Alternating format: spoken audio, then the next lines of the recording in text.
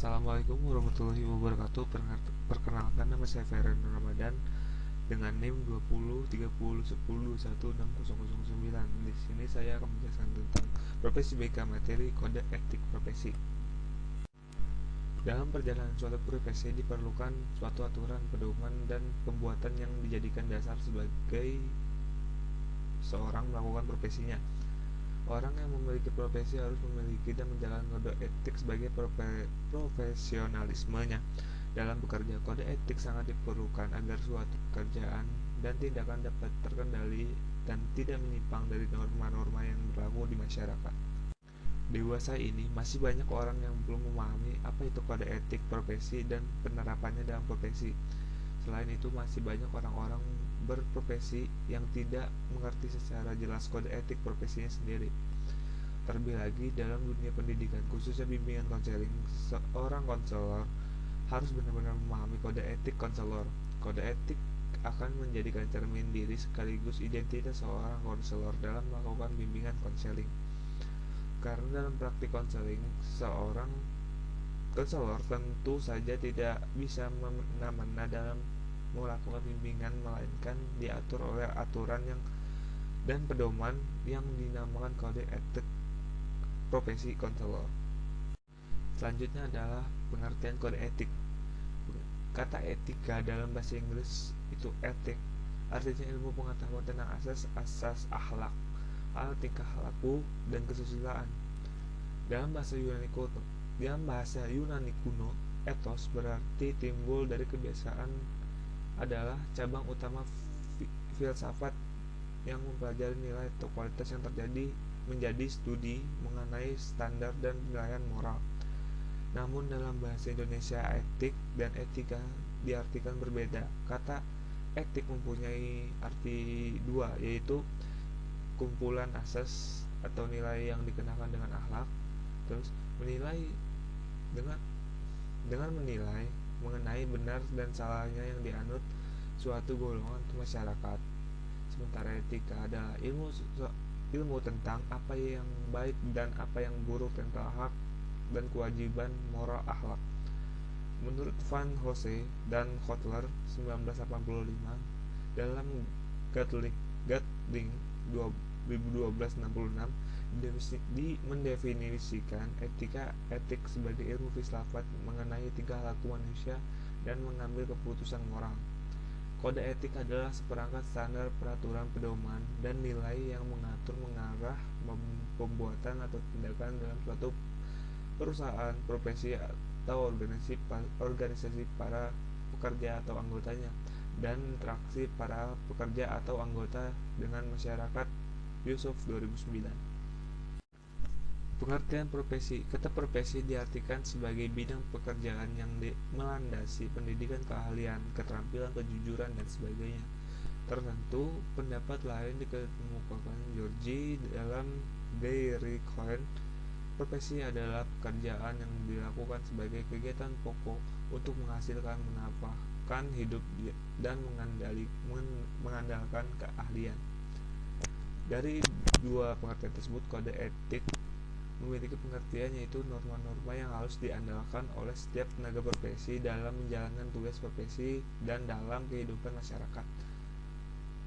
Norma-norma itu berisi apa yang tidak boleh, apa yang harus dilakukan, dan apa yang harus diharapkan dari tenaga profesi. Pelanggaran terhadap norma-norma tersebut akan mendapatkan sanksi.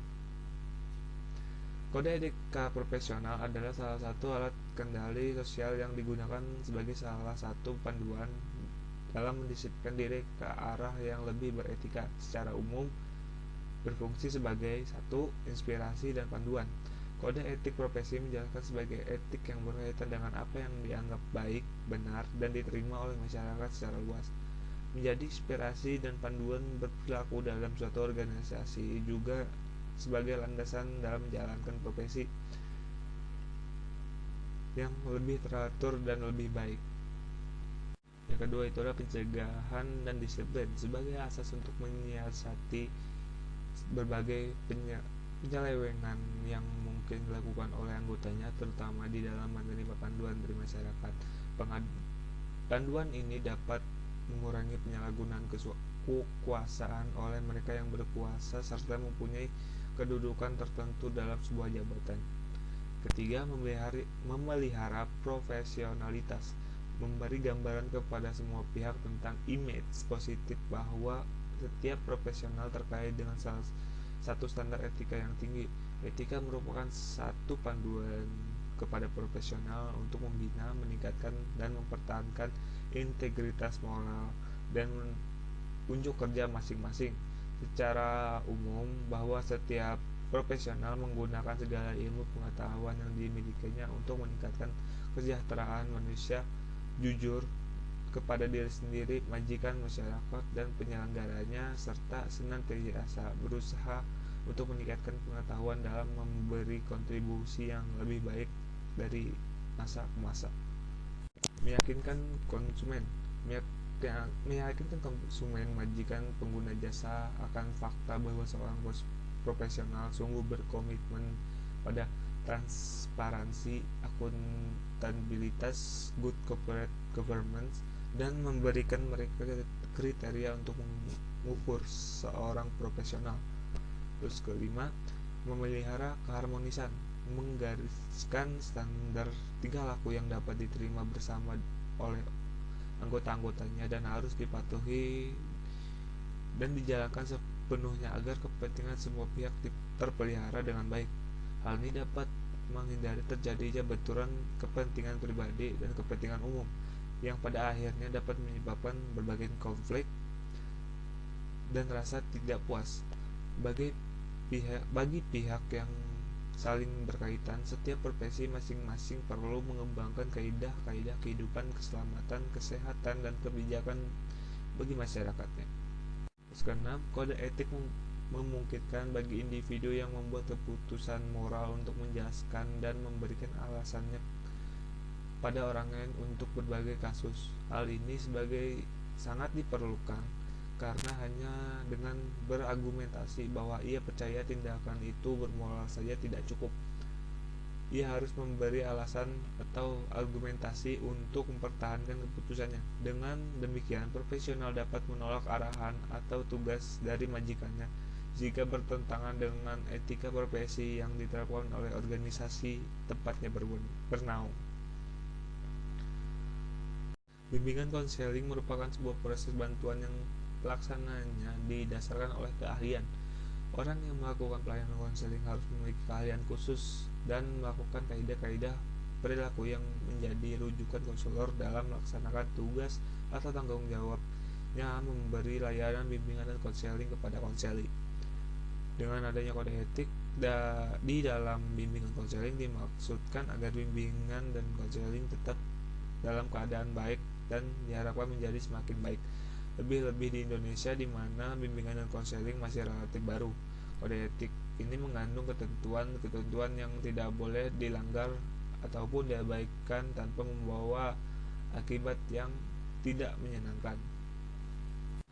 Kode etik bimbingan dan konseling di Indonesia sebagai disusun oleh Apkin 2069 membuat hal-hal berikut. 1. Kualifikasi bahwa konselor itu wajib memiliki nilai, sikap, keterampilan, pengetahuan, dan wawasan dalam bidang bimbingan konseling. Kedua, itu informasi, testing, dan riset. Menyimpan dan menggunakan informasi testing diberikan kepada konselor yang berwenang menggunakan dan menafsirkan hasilnya.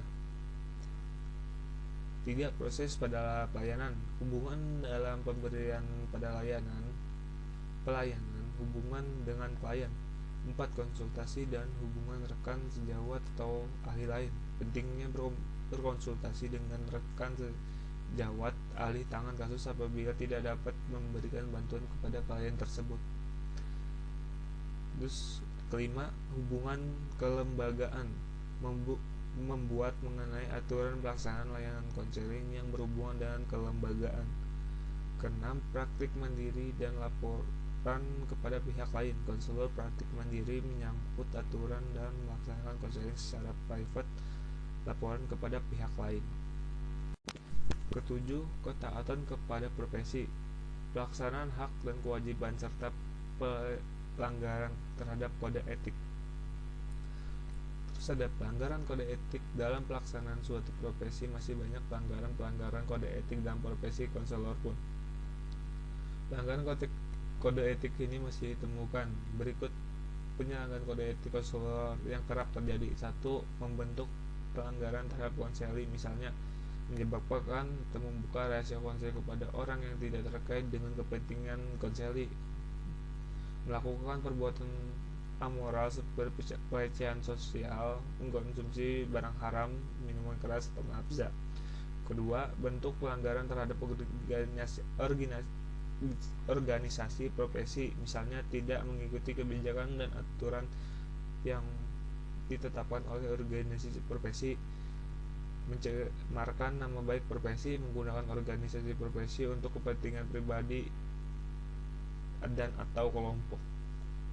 Bentuk pelanggaran terhadap rekan sejawat dan profesi, melakukan tindakan yang menimbulkan konflik, penghinaan, menolak untuk bekerjasama, bersikap arogan, melakukan referral kepada pihak yang tidak memiliki keahlian sesuai dengan masalah konseli atau sebaliknya, dan tidak melakukan referral meskipun kasus klien di luar wewenangnya. Bentuk sanksi bagi pelanggaran kode etik. Secara umum, sanksi pelanggaran kode etik diklasifikasikan menjadi dua, yaitu sanksi moral dan sanksi dikeluarkan dari organisasi.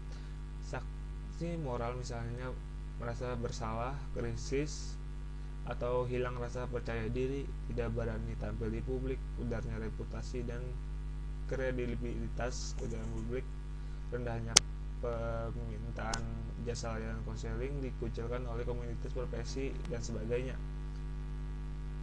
Sekurang-kurangnya ada 5 bentuk sanksi bagi pelanggaran kode etik profesi konselor, yaitu memberikan teguran secara tulisan, memberikan surat peringatan SP1, SP2, SP3 secara tertulis.